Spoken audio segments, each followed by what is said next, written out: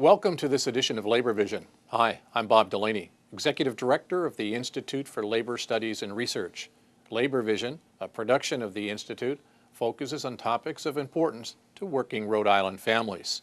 This evening's edition will host Legislative Issues with Jim Parisi, where we bring the legislature into your living room. We hope you enjoy this edition of Legislative Issues and Labor Vision.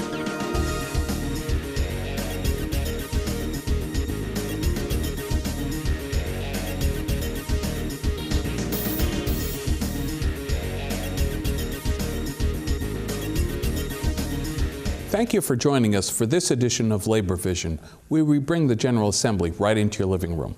My name is James Parisi. I'm a field rep with the Rhode Island Federation of Teachers and Health Professionals, and I'm your host this evening.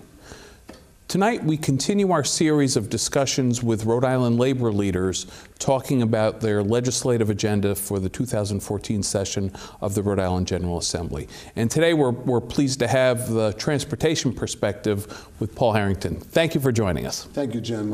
It's always an honor, and it's great to be on your show. Okay. So I want to ask you about your legislative program, but let's start with a little bit of background. How many members does your local union represent, and where do these folks work? The Amalgamated Transit Union, Local 618, we represent approximately around 1,200 members. That's including retirees. I represent the majority of the employees at the Rhode Island Public Transit Authority, as well as multiple school yards, Warwick, Jamestown, and Johnston. And in those yards, we represent the bus operators, and in some of them, the monitors that assist the drivers. Mm-hmm. So it's a little bit of variety, but your biggest unit is the bus drivers with RIPTA? Yeah, my biggest unit is the RIPTA members. And there's a host of classifications that I represent there, from bus operators, maintenance, which is a combination of utility, mechanical, and we do supervision, and clerical, a host of classifications and the ride program, and those van operators and the people that assist back and coordinators providing that service. Okay, so we've spent some time in previous shows talking about different aspects of unions' legislative agendas. We've talked about budget issues, and I know you have a pretty big issue that it was part of Governor Chafee's budget proposal. Why don't you tell our viewers what it's all about?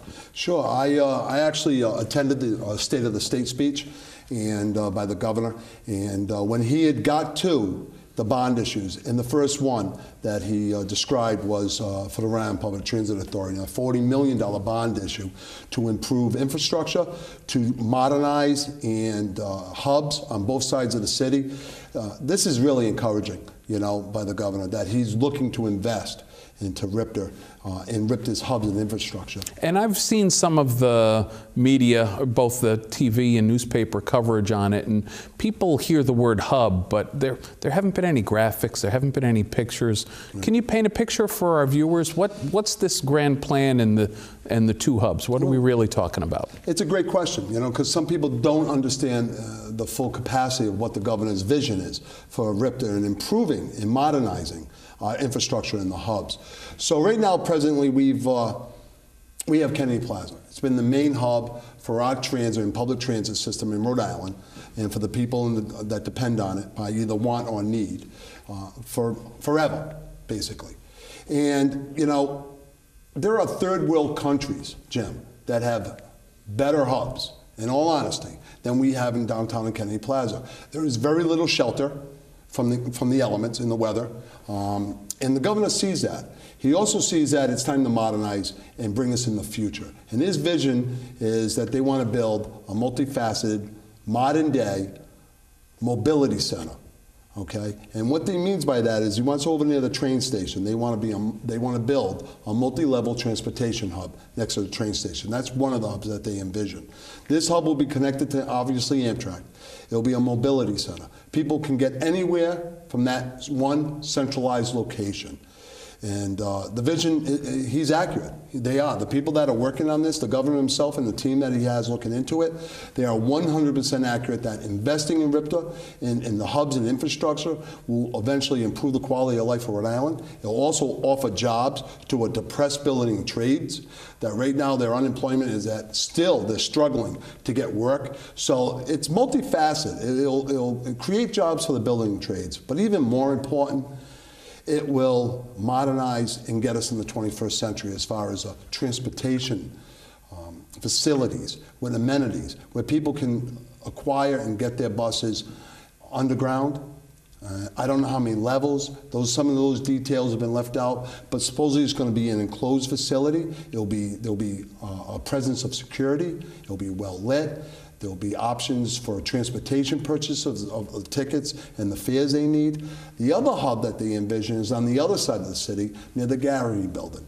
As we know, the 195, when they built the new bridge and the extensions, opened up a lot of land, and that's available now. And there's been a commission that's been working for a couple of years now, developing a plan on how to use all this new open space on what it would look like. And it takes a lot of infrastructure just to get that going. We had a previous show on Labor Vision where people, you don't realize it, but roads have to be paved, you have to put utilities underneath.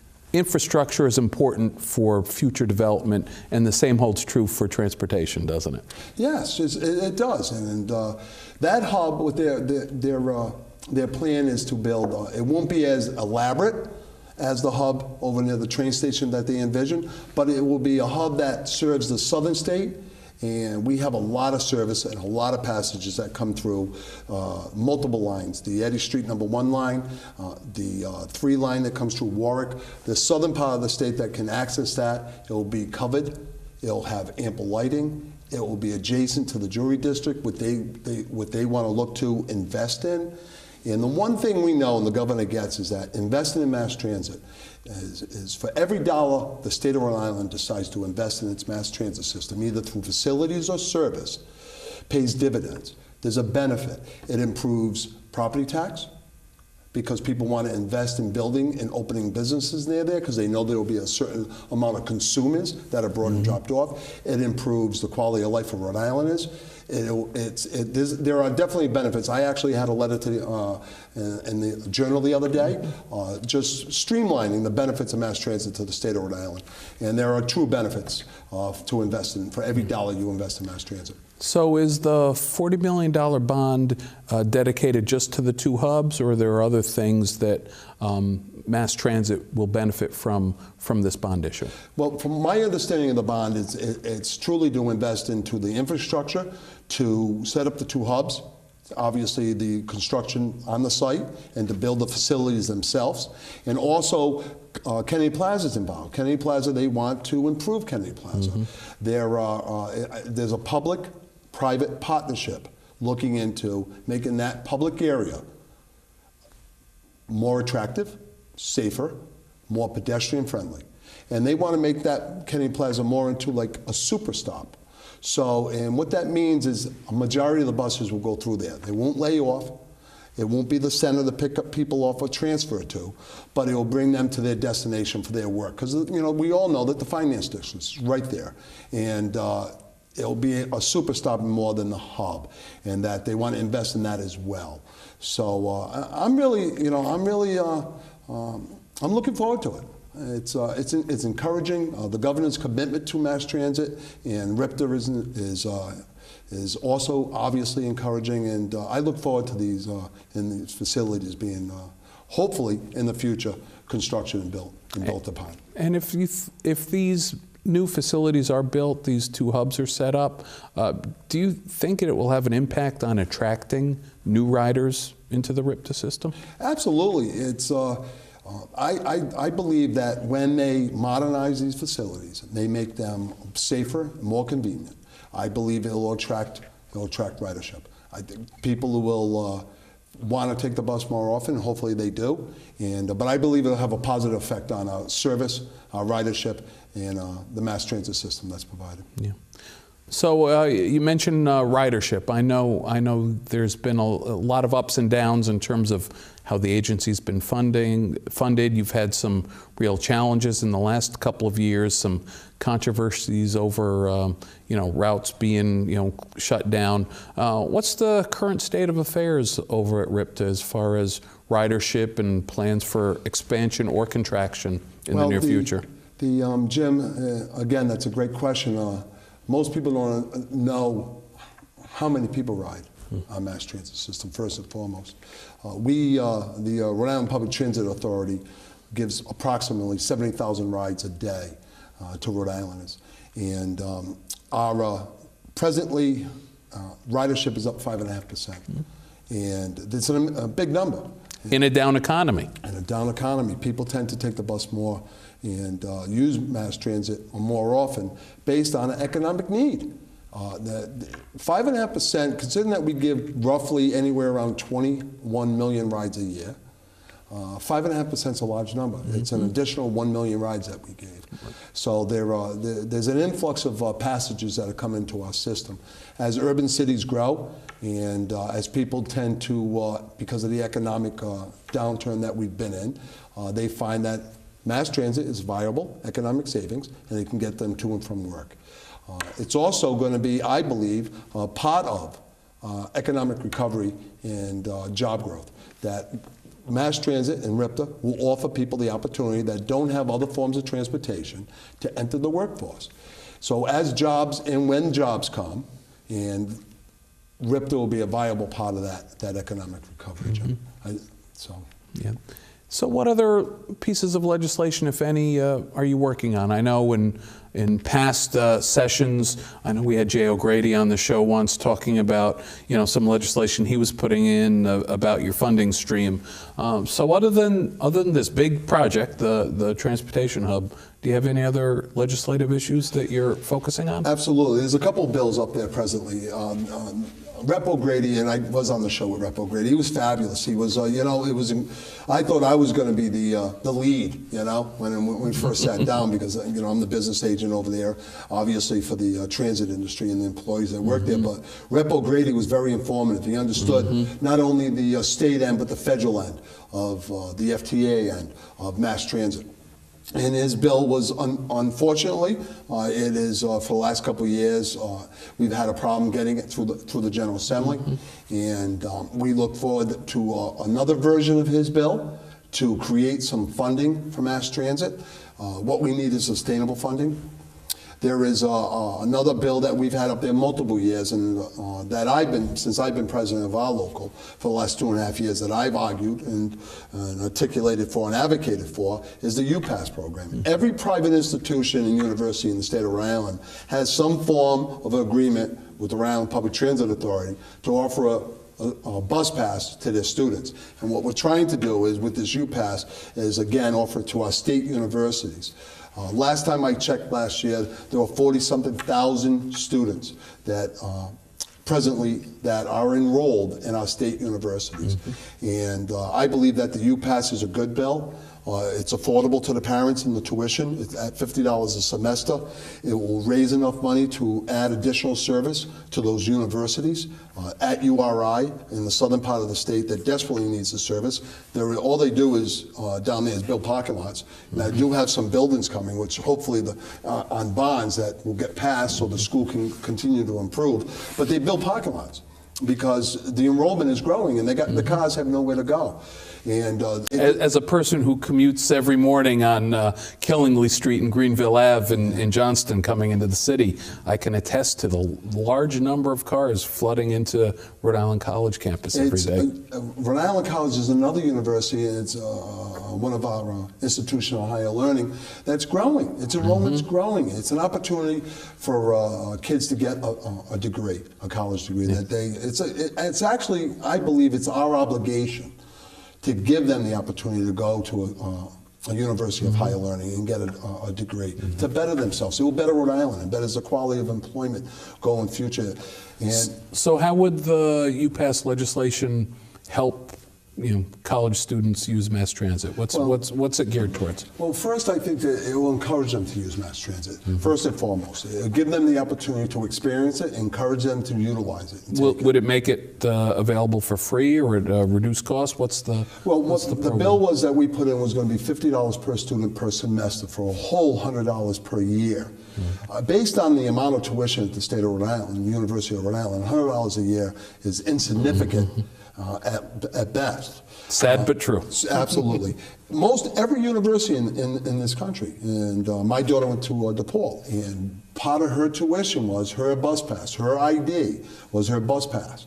Okay, that she could ride the CTA, right, the Chicago Transit Authority, and it was, Jim, it gave me a sense of relief to know that no matter where my daughter was in Chicago, that she had a bus pass and she could take a bus to work or to school, and as a parent, knowing that your kid's going to a university, I would only think if the parents had some choice in this. And if they were given an option, say, listen, we have a $50 fee per semester, $100 per year. And with that, the school allocates your URI ID as your bus pass. So we know kids, they travel, they like to go out and if we can save 2 lives, Jim, just 2 lives a year, I would think every parent would be more than willing to invest $100 to make sure their child was safe. Plus, it would improve the quality and the green spaces at URI, and it would give more people the opportunity to attend CCRI and Rhode Island College, which are urban state universities.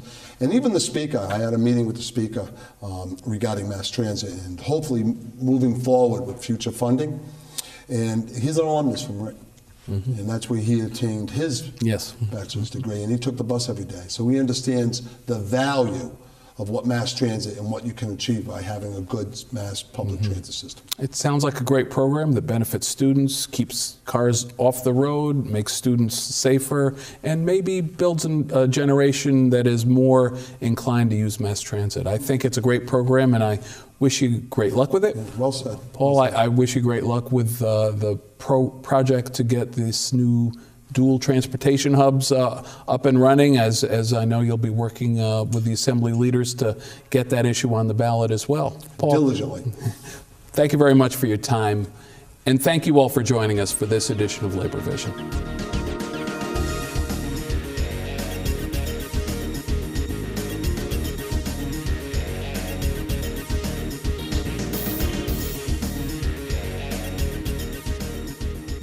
As you're well aware, February is Black History Month across the United States. We at Labor Vision are proud to celebrate this very special occasion. All month long, Labor Vision will provide a series of profiles and highlights focusing on the civil rights movement and the legacy of Dr. Martin Luther King. We hope you are inspired by our Black History series. We'd like to begin our questions with Representative Almeida. And Joe, you have brought such a tremendous breadth of experience to the Rhode Island General Assembly, to so many initiatives and causes in our state. You played a significant role in helping to get the passage of the Ban the Box legislation rather, that really prohibited many employers from asking applicants for jobs at their workplaces if they served time in prison, if they had a criminal record. In addition, you also were very instrumental in the successful ballot question that restored voting rights to many people within our states who had felony convictions. And so we just want to begin by thanking you for your tireless work. Again, let's give a shout out for Joe Almeida.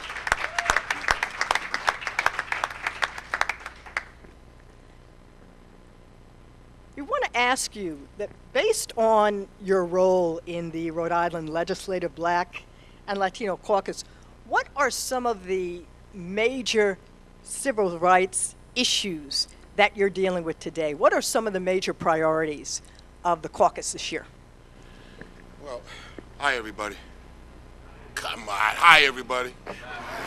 You know, you're looking at me, I'm going to look right back at you. The whole new civil rights agenda is something that we've all started off with when we remembered regarding the black experience.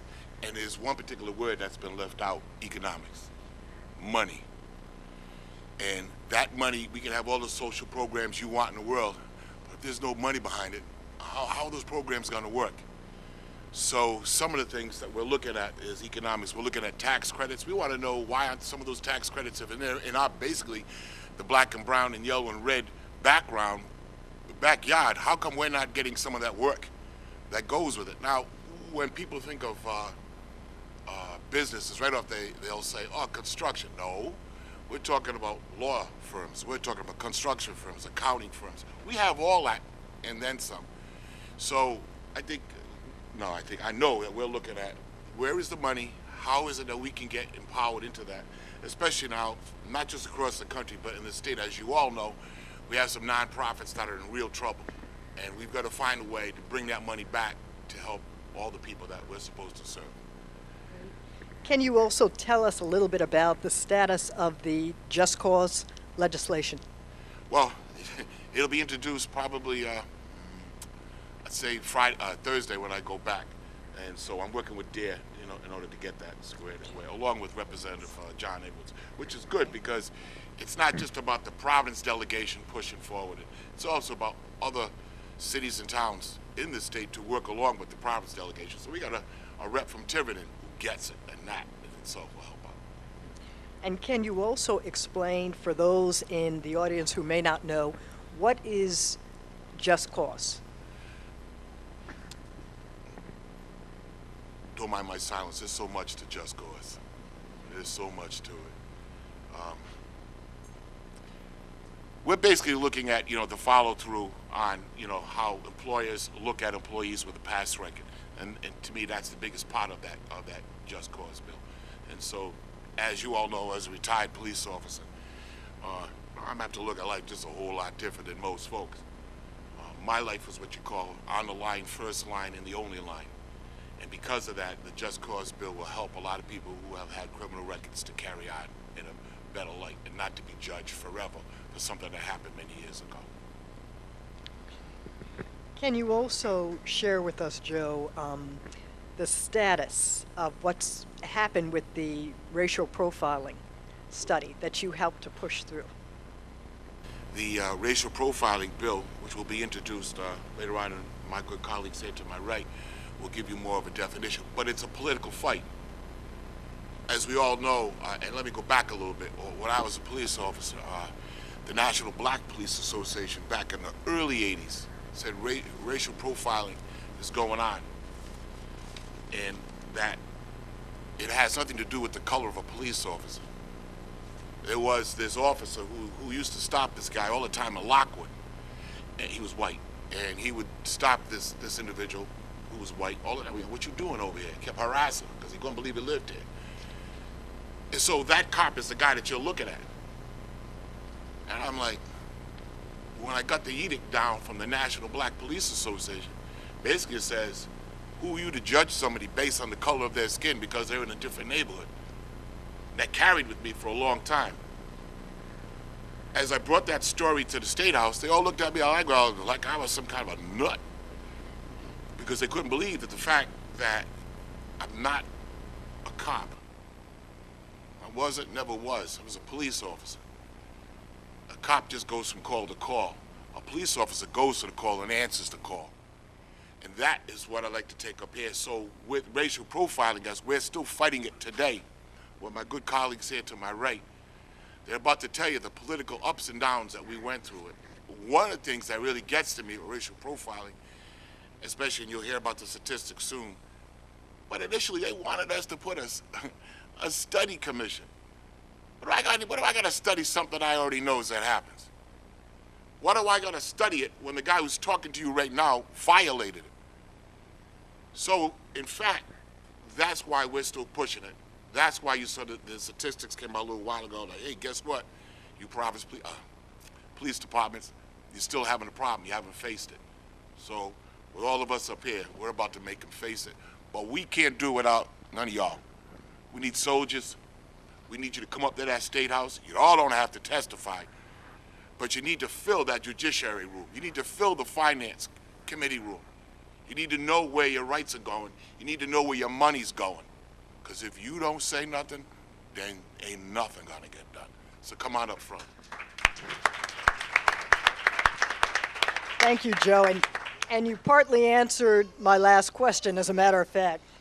Dr. Martin Luther King once said, "We must use time creatively, in the knowledge that the time is always ripe to do right." And in addition to going to the State House, in addition to testifying at these public hearings, are there other steps that we who are here can take to support the legislative platform of the Rhode Island Black and Latino Caucus? I would like to see everybody, whether you're just from Providence or whatever, I know I see East Providence and different cities out here, you need to contact your local legislator.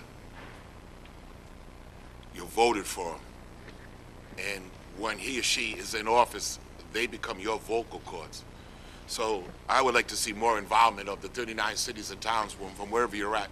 Even if you live in one city and you're aggravated at another legislator for not doing something, I'm sure you know something. Like I know people in Pawtucket, East Providence, and so forth. So you need to reach out and tell those folks to tell that legislator to do the right thing for the issues that we're about to talk about today. So get out there and get involved. James Brown says get up and get involved. Why can't you all? Thanks, Joe. Okay.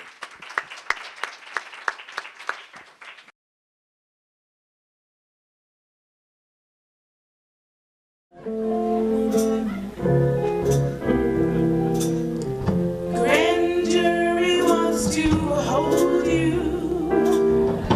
Your lawyers are all screaming, I told you.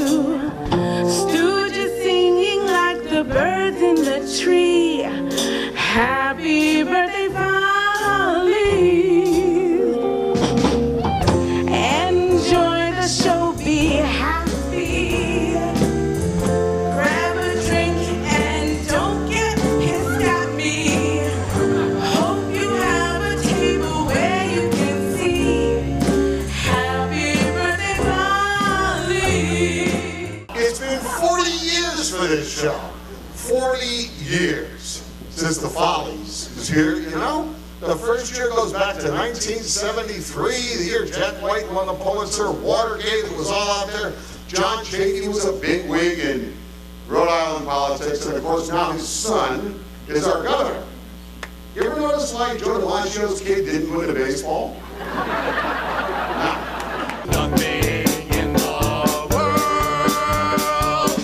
make it equal in the name. Civil unions are just plain lame. Hey, how about Providence, huh? Who's driven to Providence lately? Just Angel Tavares. Okay, so that's all right. You know, apparently the roads are kind of bad in Providence. How bad are they? Well, they don't have potholes. They have geological phenomenons. You know what's bad? When you don't have an expose by Channel 12, you have an expose by National Geographic. Here to talk a little bit more about it, please welcome some drivers from Providence, Wheelie and the Rims.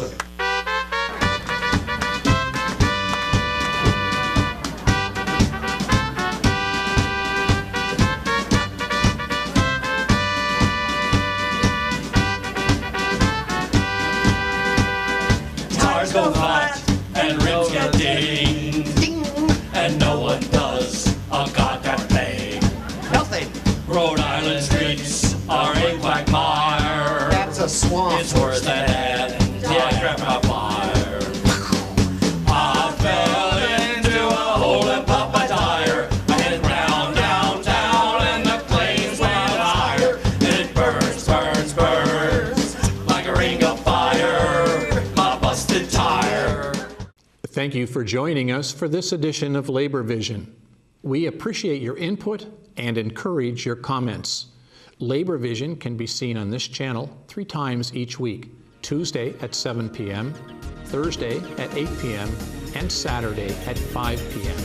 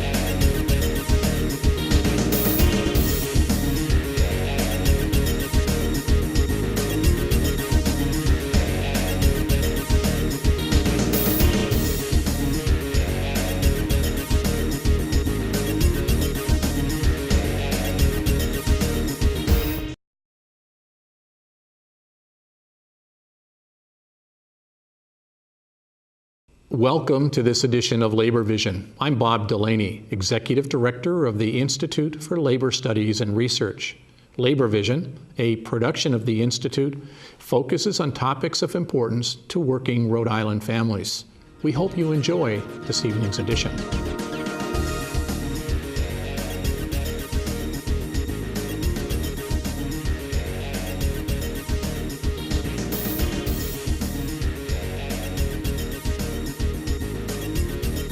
Thank you for joining us for this edition of Labor Vision, where we bring the General Assembly right into your living room. My name is James Parisi. I'm a field representative with the Rhode Island Federation of Teachers and Health Professionals, and I'm your host this evening. This evening, we're going to continue our series of brief talks with labor leaders who are laying out their agenda for the 2014 session of the Rhode Island General Assembly, and I'm pleased to have Frank Flynn with us today. Frank, thank you for joining us. Oh, thank you for having me, Jim. It's a good opportunity to get our message out. Terrific. Frank, you're the president of the Rhode Island Federation of Teachers and Health Professionals. Why don't you let our viewers know who your union represents? Well, we're approximately 9,000 active members and about another 1,500 retirees are members of our organization. We represent K-12 teachers in most of the urban districts throughout Rhode Island. We represent some state employees, and particularly the employees at the Rhode Island Department of Ed. We represent higher ed employees, the faculty, adjuncts, and professional support staff at Rhode Island College, the faculty at Bryant College. Additionally, we represent some healthcare workers at several of the VNA organizations throughout Rhode Island. We represent some substance abuse counselors, court reporters, a number of different labor organizations throughout the state. And I guess because you have a pretty diverse membership, you have a pretty diverse legislative program as well, don't you? We certainly do, but fundamentally what our main objective is to support legislation that's good for working families and employees throughout the state. So what are your top priorities for the 2014 session of the General Assembly? I think one of our main priorities is to call for a moratorium on high-stakes testing. It's been in the news quite a bit the past year, particularly with the kneecap test results coming out later this month, which could impact on a number of students' ability to graduate this year. Thousands of students. Thousands of students, right. The outside number was approximately 4,000. We expect it'll be somewhere south of that, but it's still a significant number of students that would be in danger of not being able to graduate in June. So we're looking at a moratorium to take a thoughtful pause and look at the whole testing phenomena, not just the kneecap, but any standardized test, and decouple it from high-stakes consequences, such as graduation for students or teacher evaluation, the link to teacher evaluation and certification. So it's a significant issue for us. There are a lot of changes coming out in education right now, particularly with the institution of the Common Core state standards, which need a great deal of time and resources and professional development in order to roll them out appropriately. We need to align curriculums to those standards and make sure that we do a significantly better job than we currently are to make that happen. And then finally, any tests that measure those, we need to vet those and make sure they're appropriate before we use them with any consequence. So we have a new curriculum coming into public schools, but we have the standardized test that's not related to it that determines whether a kid graduates or not? That's pretty much it. Yeah, that's kind of crazy. And there seems to be a tradition in Rhode Island of creating these standardized tests with consequences, but not spending a whole lot of time, developing education programs and curriculum so kids actually learn the stuff they're going to get tested on. Well, the kneecap was originally, it's a consortium of New England Common Assessment Program. It was developed by several of the New England states, not all of them, to have one measure. Originally in the protocol, the test protocol, it did say that it should not be used for decisions such as student graduation, and they've subsequently changed that because of the outcry, we believe, from some folks. But it's unfortunate that they're trying to link these rather than using these tests to drive improving instruction and providing resources for students and teachers. They're using it for these types of high-stakes consequences. That was never, in our understanding, what the purpose of that was. It's to measure, the growth of the students collectively, rather than use it on an individual basis to make these kinds of decisions. And we have a new test coming out that we call PARC. New test. It will be coming out. It's supposed to be reflective of the standards, the Common Core state standards. That will be transitioning beginning in 2015. So there'll be a sunset on NECAP for some students next year. We're, as I said, implementing the new PARC assessment. It's supposed to be a measure of students' college and career readiness for college and career. We don't have, in many cases, the curriculums haven't been developed to align K-12 with all of the standards, the Common Core state standards. Teachers are familiar that they exist, but I'm not sure the depth of knowledge and the implementation and the strategies have all been aligned, and the resources that support teachers' ability to do those has been done with the kind of fidelity that it needs to be done in order to make these successful.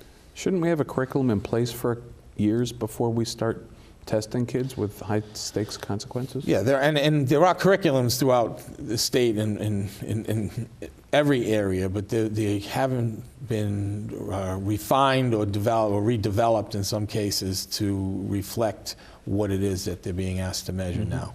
Okay. Final question on this. You talk about a moratorium. What kind of duration are you thinking about? We're looking, I know one of the numbers we're looking at is 5 years for this for students.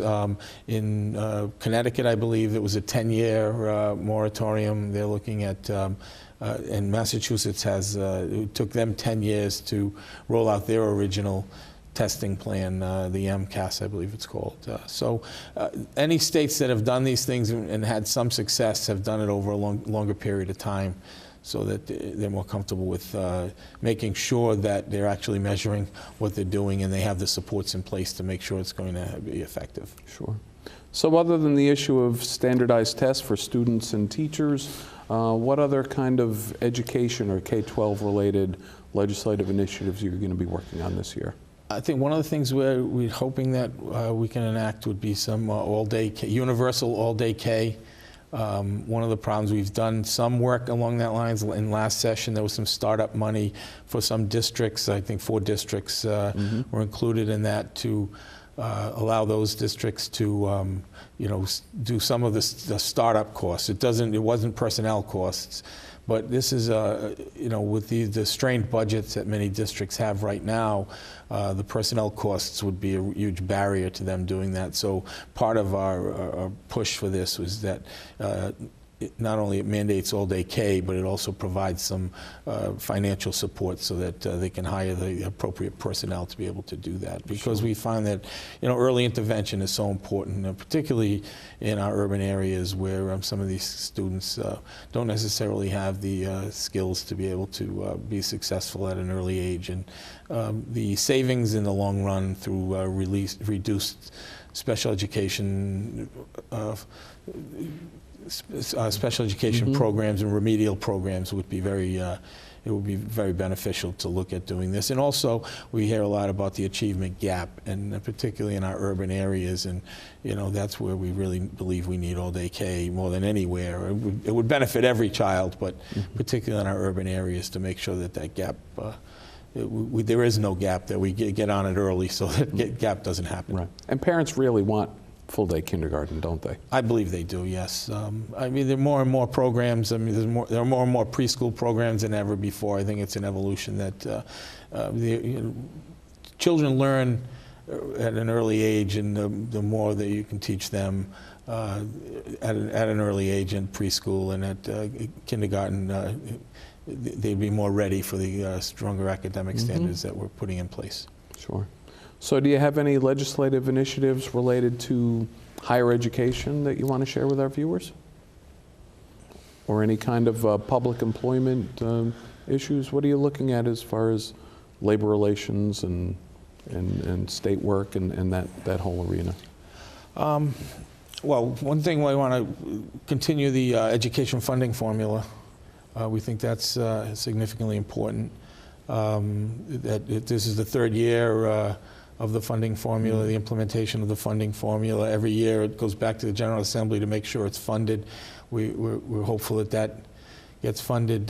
For higher ed, we represent a number of adjunct faculty members who don't have access to health care, and we're hoping that we can, we're not sure how it's going to interact with the Affordable Care Act right now. We want to make sure that people who work, at least half-time or the equivalent of a half-time adjunct schedule were eligible to access health care through their employer. We think that's important. Expanding health care options for our public sector workers in higher ed along the same lines of what President Obama is trying to do for the rest of America, right. Isn't it? It's a great idea. We are also looking at hopefully restoring some funds to the developmentally disabled community. They were cut $24 million 2 years ago. Approximately $10 million of that was restored last year. We believe that that didn't necessarily get back down to the worker level. We want to make sure that these are some of our lowest paid public employees that do arguably one of the most difficult jobs that we have, working with our most vulnerable population. And we think that it's a very noble cause for us, because these are these folks don't have a lot of people advocating for them, and we need to make sure that we get the money back down so they don't have to cut programs for these folks, and they're able to staff them appropriately and provide additional services for these people who really don't have a lot going for them. Sure, and I know you have a personal connection with that, with your late brother being in that system for decades. And I know that the system has provides wonderful things for families and support and respite care and things for those families. That really, it's a very difficult position for families to be in when they don't have those opportunities for their siblings and their loved ones. So it's a good program, and we need to see it's more adequately funded. Good.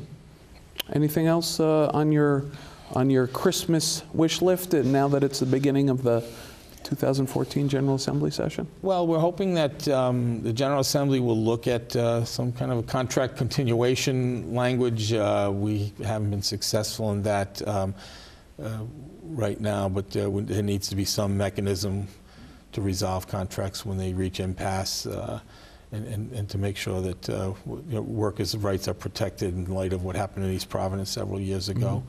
So that's an issue for teachers and other public sector workers? Public sector, the police and fire have the same situation. Sure.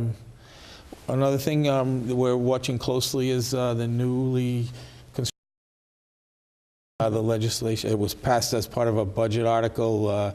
They're rolling out a new plan. It seems to be a sort of hybrid of the previous two boards that were merged with this super board that I think everyone seems to realize that it can't function because of the breadth of responsibilities it has dealing with K-12 as well as higher ed.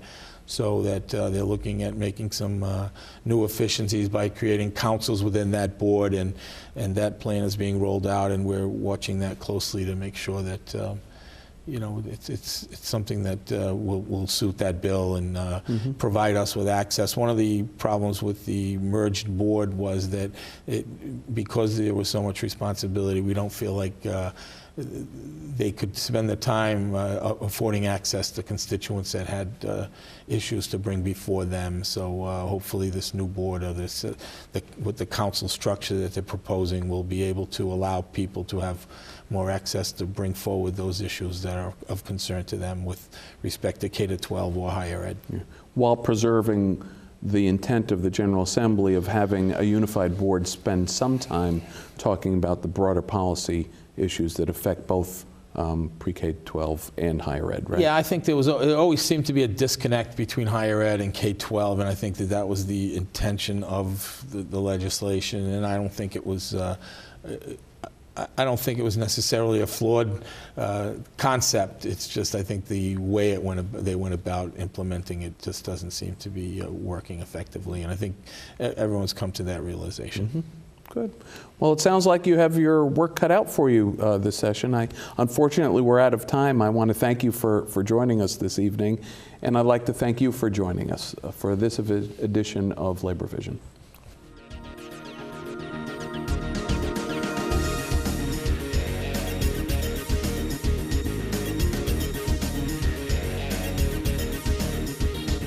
As you're well aware, February is Black History Month across the United States.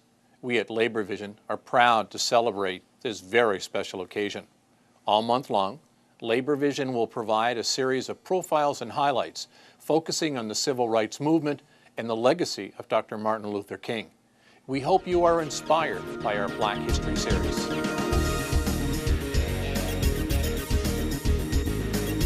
Hillary, your carefully researched study on racial bias in school suspensions is so important, and it's also so disturbing. It is. You know, in this study, you looked at data from the Rhode Island Department of Education between 2004 and 2012, and you found that school suspensions are being overused as a form of punishment, particularly when it comes to disciplining African American and Latino students. You know, what evidence did you find that racial bias has played a major role in determining who is going to be suspended? It's important to note that, first of all, suspensions are being used too often against every single student. White students, Native American students, Black and Hispanic students, Asian students. They are all being over-suspended. It's something like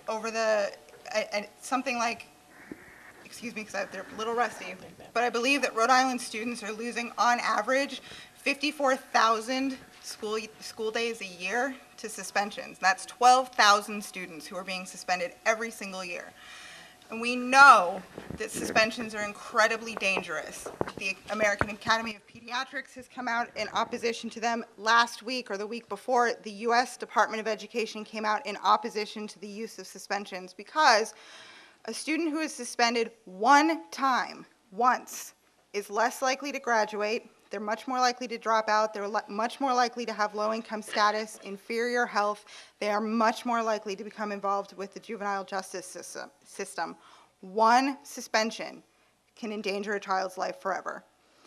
Despite that, 1,400 elementary school students were suspended in 2011, 2012, and 173 of them were in the first grade. What? Yeah. 173 were in the first grade. Now, if you keep... How is that possible? That's a good question.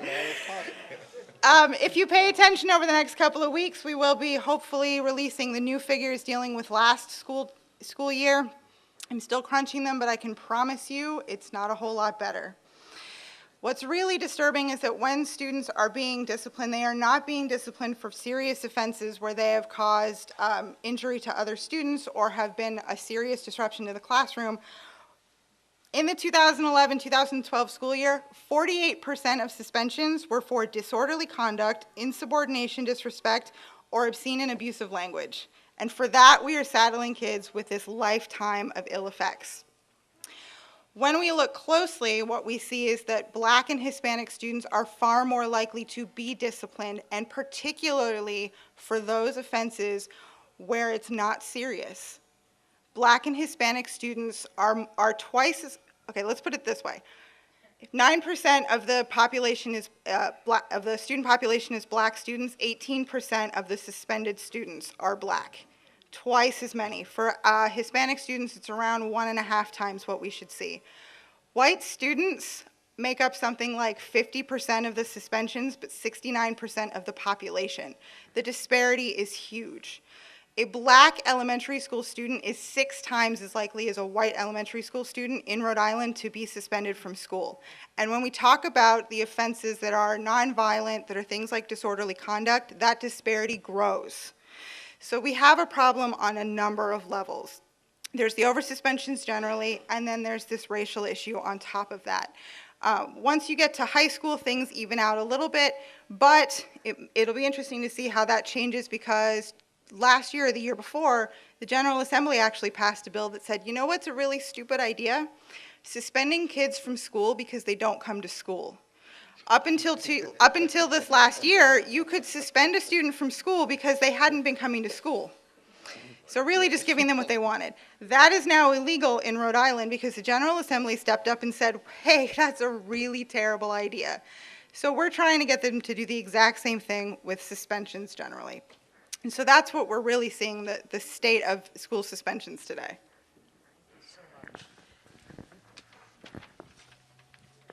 There's a brilliant civil rights attorney named Michelle Alexander, and she's written a really powerful book called The New Jim Crow, Mass Incarceration in the Age of Colorblindness.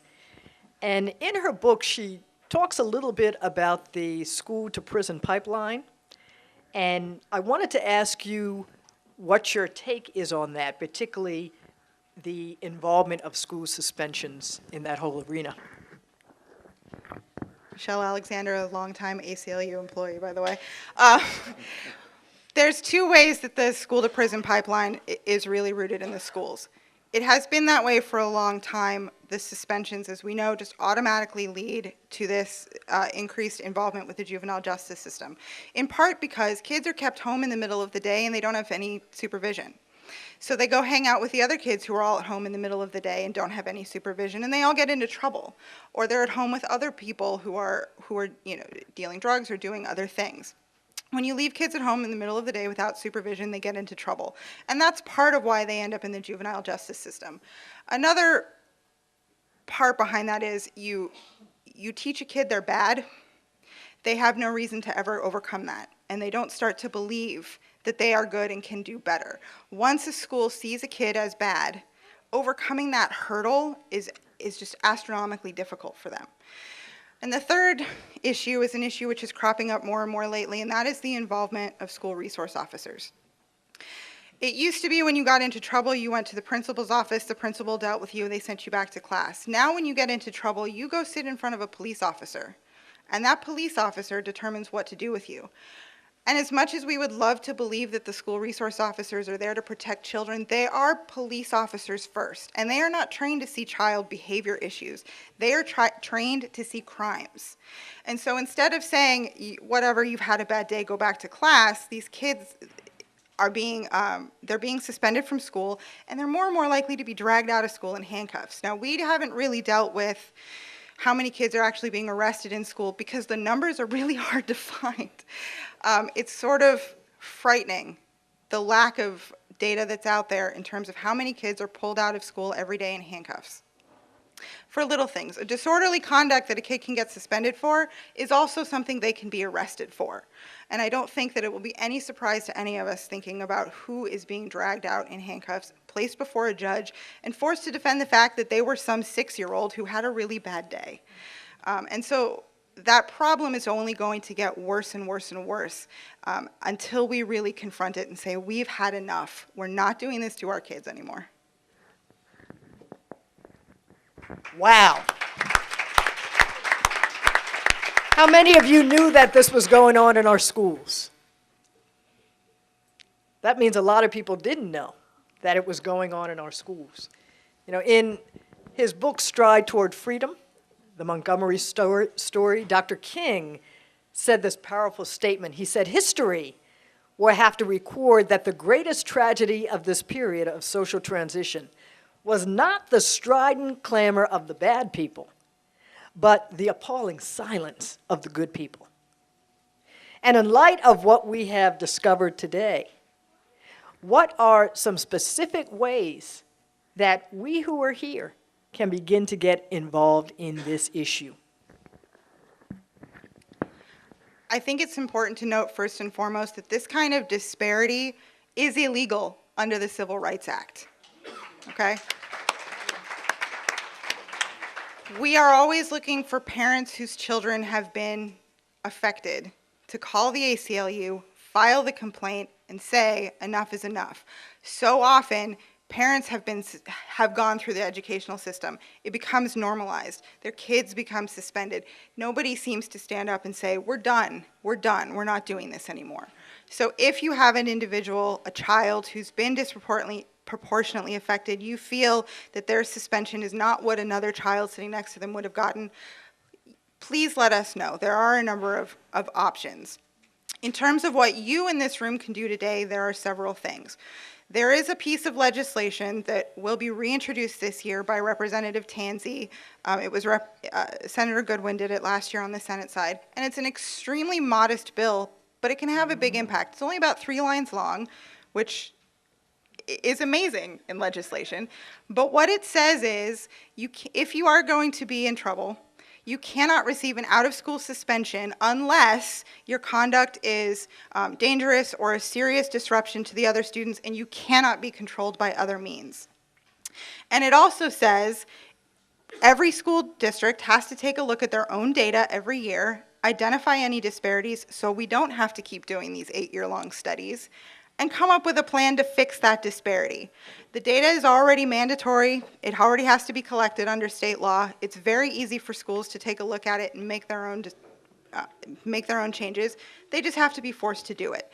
And so if any individual out there is interested in testifying, doing any small lobbying, anything on that, please let me know. It's very important that the community comes out.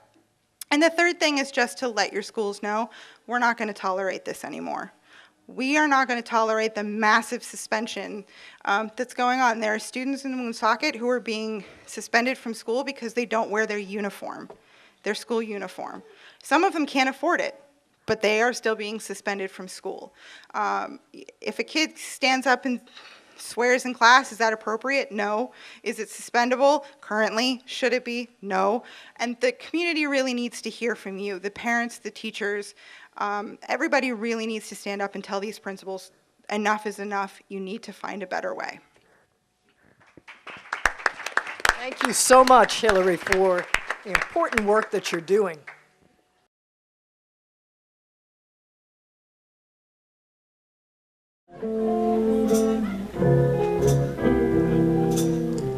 Grand jury wants to hold you. Your lawyers are all screaming, I told you. Stooges singing like the birds in the tree. Happy birthday, Polly. Enjoy the show, be happy. Grab a drink and don't get pissed at me. Hope you have a table where you can see. Happy birthday, Polly. Thank you for joining us for this edition of Labor Vision. We appreciate your input and encourage your comments. Labor Vision can be seen on this channel 3 times each week: Tuesday at 7 p.m., Thursday at 8 p.m., and Saturday at 5 p.m.